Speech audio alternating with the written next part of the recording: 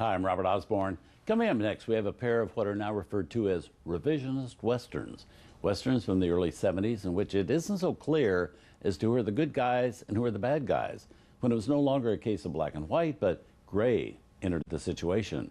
First, we have a gripping story of revenge, directed by and starring Clint Eastwood. The movie is High Plains Drifter. It's from Universal in 1973, and it's only the second feature that Clint ever directed.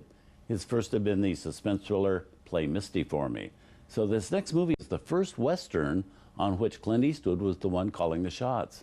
At this point, though, his name was already synonymous with Westerns of all types, from his TV series Rawhide to his movie version of the Lerner and Loewe Western musical Paint Your Wagon, and of course, all those Sergio Leone Westerns he made in Spain.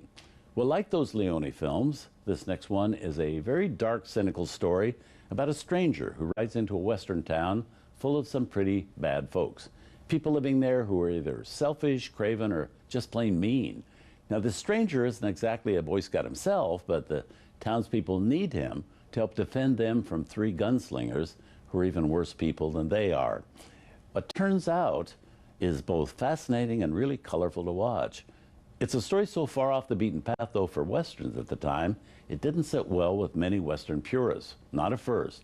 John Wayne, for one, didn't hesitate to let Clint Eastwood know that the Duke wasn't at all keen about somebody portraying frontier life in such an anti-heroic way. But for many others, this Western was like a breath of fresh air. Also gave a good indication that there would probably be more great surprises from Clint Eastwood as a director in the years to come. Indeed, there were.